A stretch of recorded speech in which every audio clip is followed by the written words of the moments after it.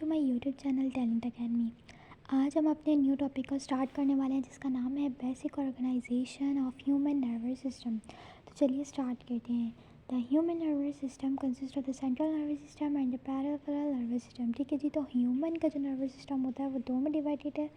एक हमारे पास होता है CNS, एक हमारे पास होता है PNS। ठीक है जी, तो आगे चलते हैं। यहाँ पर क्या कह रहे हैं कि the CNS includes the brain and spinal cord होता है which have a central location. ठीक है जी, तो ब्रेन और स्पाइनल कॉर्ड किसके पास होता है? ये हमारे पास CNS नर्वस सिस्टम के अंदर आता है, यानी कि सेंट्रल नर्वस सिस्टम के अंदर आता है। और ये कौन सी लोकेशन होती है? Central location. They lie in the mid line of the body. कहाँ पर मौजूद होता है? मिड लाइन के अंदर होता है। किसकी? बॉडी की जो मिड लाइन होती है वहाँ पर मौजूद होता है। कौन? CNS nervous system. The PNS consist of the nerves projecting from CNS। और जो हमारे पास PNS नर्वस सिस्टम होता है वो क्या चीज़ होती है? ये जो हमारे पास CNS नर्वस सिस्टम है जिसके अंदर हमारे पास ब्रेन और हमारी जो स्पाइनल कॉर्ड आ गई है, इसके अलावा ये जो हमारे पास नर्व्स निकलनी है, ये जो नर्व्स जा रही हैं, तो ये जो नर्व्स कहलाती हैं इसको हम स्टडी करते हैं पेरिफेरल नर्वस सिस्टम के अंदर। ठीक है जी, तो आगे चलते हैं। यहाँ पर क्या कह रहे हैं कि and have peripheral location in the body. और इसकी लोकेशन कहाँ होती है? पेरिफेरल पर इसकी जो है वो लोकेशन होती है। किसकी? पेरिफेरल नर्वस सिस्टम की। आई होप आपको क्लियर हो गया होगा कि ये हमारे पास आ गया ब्रेन पार्ट एंड ये हमारे पास आ गई स्केलेट वो स्पाइनल कॉर्ड। ठीक है जी, तो ये कलेक्टिवली मिलाकर क्या कह रहे हैं हमारे पास सेंट्रल नर्वस सिस्टम जो कि हमारी मिड लाइन के अंदर आता है। और इसके अलावा जो और बाकी प्रोजेक्टिंग हो रही हैं, क्या चीज़ से? नर्व्स जो प्रोजेक्ट हो रही हैं वो हमारे पास आती हैं पेरिफेरल नर्वस सिस्टम के अंदर। ठीक है जी, तो आगे चलते हैं। क्या पढ़ना है अब? सेंट्रल नर्वस सिस्टम को जो है वो हमने डिस्कस करना है। तो CNS in an integrating portion होता है ऑफ द नर्वस सिस्टम का। CNS जो है इंटीग्रेटिंग पोर्शन है किसका? सेंट्रल नर्वस सिस्टम जो है वो हमारे पास नर्वस सिस्टम का जो है इंटीग्रेटेड पोर्शन है।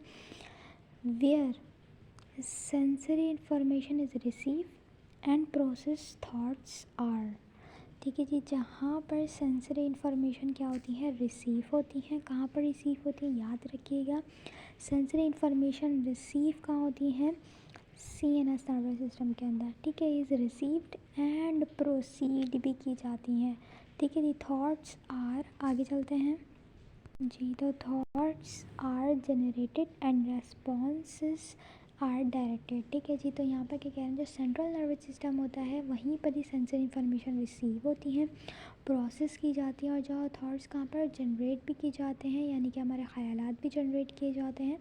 और रेस्पॉन्सेज आर डायरेक्टेड, और रेस्पॉन्सेज भी यहीं से ही किए जाते हैं। कहाँ से? CNS नर्वस सिस्टम के अंदर। The CNS primarily consist of association neurons होते हैं, यहाँ पर इंटर न्यूरॉन्स होते हैं बिटवीन 100 and 10 बिलियंस। ठीक है जी, तो मैंने अपने जो है वो न्यूरॉन वाले लेक्चर में बहुत अच्छे से बताया है कि इंटर न्यूरॉन जो है वो क्या होते हैं, उनकी शेप क्या होती है, किस तरह से जो है वो वर्क करते हैं। तो इंटर न्यूरॉन जो है वो हमारे पास कहाँ पर मौजूद होते हैं? CNS के अंदर मौजूद होते हैं। ठीक है, यहाँ लिखा है ना CNS नर्वस सिस्टम प्राइमरीली। पहले कब किस पे कंसिस्ट था? न्यूरॉन के ऊपर था। कौन से वाले न्यूरॉन? जो कि हमारे पास होते हैं इंटर न्यूरॉन पर। ठीक है जी, और बिटवीन कितने जो है वो तादाद है इनकी, या कितनी क्वांटिटी है वो हमारे पास कितनी है? 10 to 100 बिलियंस। ठीक है जी, तो आगे चलते हैं। यहाँ पे क्या कह रहे हैं? CNS जो होता है इस प्रोटेक्टेड इन 3 वेज। ठीक है जी, इसको प्रोटेक्टेड किस पे किया जाता है? 3 वेज में जी। तो the first line of defence is bony armour. क्या चीज़ होती है? बोनी आर्मर होता है, consisting of the skull that surround the brain and the vertebral column that protects the spinal cord. ठीक है जी, तो यहाँ पर एक इम्पॉर्टेंट डिस्कशन ये है कि जो हमारे पास CNS नर्वस सिस्टम होता है जिसके अंदर ब्रेन भी आता है और स्पाइनल कॉर्ड भी आती है, तो ये दोनों चीज़ें किससे जो है वो प्रोटेक्ट की हुई होती है? 3 तरह से जो है वो प्रोटेक्ट की हुई होती है। फर्स्ट लाइन के अंदर जो डिफेंस है उसके अंदर है bony armour.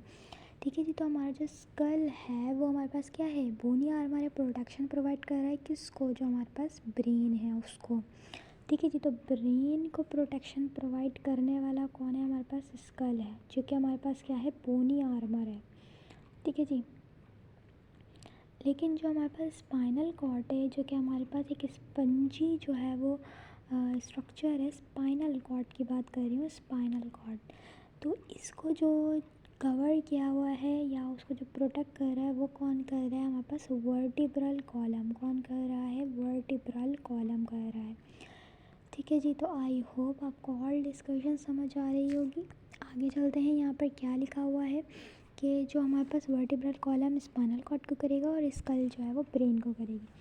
Beneath bony armour a triple layer of connective tissues called meninges. ठीक है जी, अब यहाँ क्या कह रहे हैं कि जो हमारे पास ब्रेन होता है वो एक बार किससे, फर्स्ट लाइन के अंदर कौन आ गया हमारे पास, बोनी आर्मर, जो कि हमारे पास ब्रेन की कवरिंग है स्कल।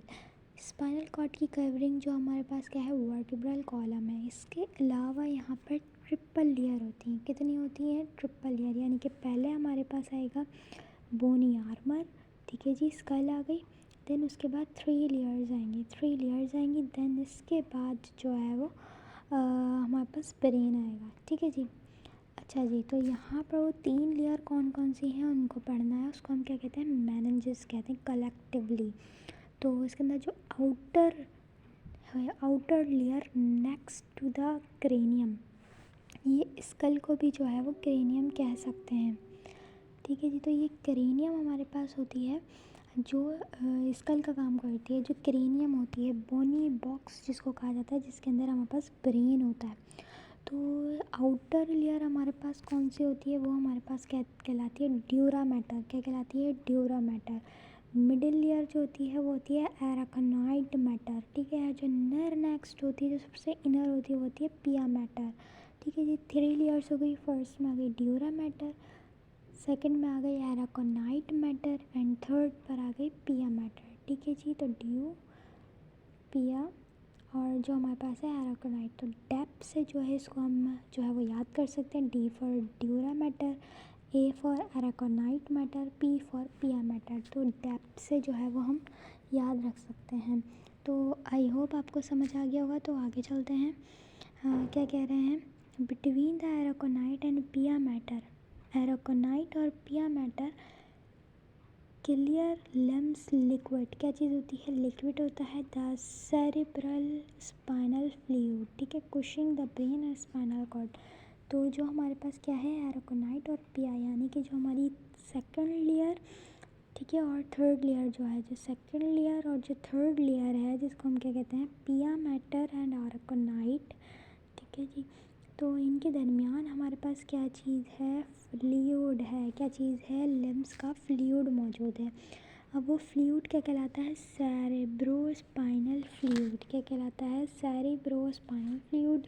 ठीक है, CSF जिसको कहा जाता है, बहुत इम्पॉर्टेंट है, याद रखिएगा जी। तो आई होप ऑल डिस्कशन आपको समझ आ गई होगी कि यहाँ पर जो है वो कितनी लेयर हैं, क्या क्या जो है वो स्ट्रक्चर है।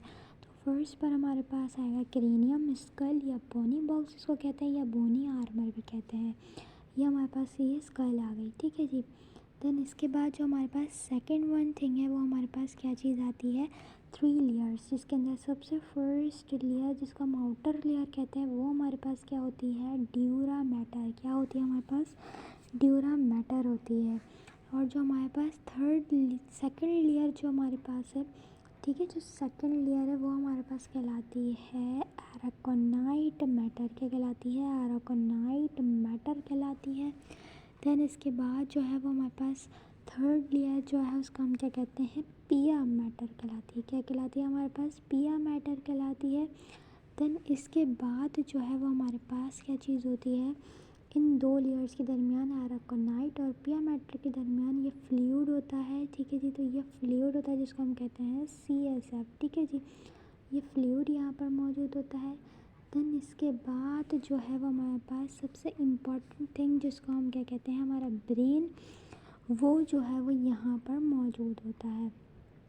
ठीक है जी, तो आई होप आपको जो है वो अच्छे से क्लियर हो गया होगा कि किस तरीके से जो है वो इसकी जो है वो कंपोजिशन है। ठीक है जी, तो आई होप क्लियर हो गया होगा। आगे चलते हैं, क्या कह रहे हैं। ठीक है जी, ये देखिए यहाँ इस डायग्राम के अंदर ये जो ब्रेन और स्पाइनल कॉर्ड दिखाई गई है उसको किसको पॉइंट आउट किया है हमारे पास सेंट्रल नर्वस सिस्टम के अंदर। इसके अंदर आते हैं ब्रेन और स्पाइनल कॉर्ड। एंड जो हमारे पास ब्लू से आप लोग को दिख रही होंगी जो हमारे पास वेन्स निकल रही हैं, यहाँ पर ब्रेन को पॉइंट आउट नहीं किया।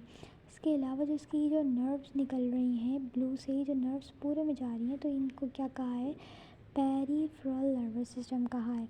ठीक है जी, नर्वस सिस्टम की दो टाइप्स हो गए हैं। अब यहाँ पर जो है वो पेरिफेरल नर्वस सिस्टम को किस में डिवाइड किया गया है, दो में। एक हमारे पास है ऑटोनॉमिक नर्वस सिस्टम, एक है हमारे पास somatic nervous system. Autonomic nervous system के अंदर क्या है, communicates with internal organ and glands. ठीक है जी, तो और ऑटोनॉमिक नर्वस सिस्टम जो है वो किससे कम्युनिकेट करता है, इंटरनल ऑर्गन से। जैसे कि जो इंटरनल ऑर्गन वर्क करते हैं तो ये हमारे पास किस के थ्रू करते हैं, ऑटोनॉमिक नर्वस सिस्टम के थ्रू वर्क करते हैं, और ग्लैंड्स वगैरह के अंदर जो है आते हैं। कौन आता है, ऑटोनॉमिक नर्वस सिस्टम की कैटेगरी में आते हैं ये ग्लैंड्स और ये इंटरनल ऑर्गन्स। अच्छा जी, तो सोमैटिक नर्वस सिस्टम क्या होता है, कम्युनिकेट्स विद सेंस ऑर्गन। तो सोमैटिक नर्वस सिस्टम जो है वो सेंस ऑर्गन से जो है वो कम्युनिकेट करते हैं और वॉलंटरी मसल से। जी, तो यहाँ पर जो है वो सेंस ऑर्गन के अंदर कौन सा आते हैं, और एक सेंस ऑर्गन जो हमारी स्किन हो गया, माउथ हो गई, आइज़ मतलब कि स्किन हो गई, और नोज़ हो गई, और जो हमारी आई है, ये सारे हमारे पास क्या हैं, सेंस ऑर्गन कहलाते हैं। ठीक है जी, और ये हमारे पास क्या कह रहे हैं, वॉलंटरी मसल्स। तो वॉलंटरी मसल्स के अंदर हमारे पास क्या चीज़ आती है, जो हमारी मर्जी से एक्शंस होते हैं, जैसे हमारा चलना, बोलना, पढ़ाना, देखना, तो ये हमारी क्या है, हमारी मर्ज़ी से होता है। तो ये हमारे पास वॉलंटरी होते हैं, जो कि कौन कंट्रोल कर रहा होता है, सोमैटिक नर्वस सिस्टम। ठीक है जी, तो आगे चलते हैं। दो कैटेगरी में डिवाइड किया गया है सोमैटिक को भी। एक हमारे पास होते हैं सेंसरी नर्वस सिस्टम, जिसके अंदर जो है वो सेंस करते हैं, जो कि हमारे पास रूट कौन सा कहलाता है, ए फ्रंट कहलाता है। ठीक है जी, तो एक हमारे पास होता है मोटर नर्वस सिस्टम। ठीक है जी, तो उसके अंदर क्या होता है, ई फ्रंट होता है, यानी कि सेंस जो सेंसरी नर्वस सिस्टम है इसके अंदर, इसकी बात कर रही हूँ, इसके अंदर जो है मैसेज को लेकर जाया जाता है, और जो मैसेज को वापस इफेक्टर के पास लेकर आया जाता है, जो कि कोई भी मसल्स होते हैं, ग्लैंड्स होते हैं। तो ये जो लेकर आया जाता है तो वो हमारे पास रूट ई फ्रंट कहलाता है, और वो किसके थ्रू आता है, मोटर। तो मैं किस सोमैटिक की बात कर रही हूँ, यानी कि जो हमारा हैंड है, अगर उस पर कोई भी सेंसेशन होती है तो उसको रिसीव सेंसरी नर्वस सिस्टम करता है, और उसका जो इफ़ेक्ट शो करेगा वो हमारे पास मोटर नर्वस सिस्टम करता है। ठीक है जी, अब यहाँ पर जो है वो ऑटोनॉमिक नर्वस सिस्टम की जो है वो दो टाइप्स दी हैं। एक हमारे पास सिंपैथेटिक डिवीजन है, और एक हमारे पास है पैरासिम्पैथेटिक। ठीक है जी, तो सिंपैथेटिक जो होती है ये अरोसिंग होती है, यानी कि जो फाइट एंड फ्लाइट वाले मोशंस होते हैं वो, यानी कि जो गुस्से वाले होते हैं, जिसके अंदर बंदे की एंग्री होता है, इस तरह के जो एक्शन होते हैं वो हमारे पास सिंपैथेटिक नर्वस सिस्टम के अंदर आते हैं। और जो पैरासिम्पैथेटिक होता है उसके अंदर काल्मिंग वाले आते हैं, यानी कि सुकून वाले, यानी कि आराम से रिलैक्स स्टेट में जो हमारे पास होता है, रिलैक्स स्टेट वाले जो सारे एक्शन होते हैं वो हमारे पास पैरासिम्पैथेटिक नर्वस सिस्टम के अंदर आते हैं। जो रिलैक्स स्टेट में होते हैं, यानी कि जो हमारी इसकी जो सबसे अच्छी एग्जांपल है, ये जो हमारे जो रिलैक्स स्टेट में जो हमारी आई बॉल होती है, तो वो हमारे पास रिलैक्स स्टेट के अंदर जो है वो नॉर्मल होती है।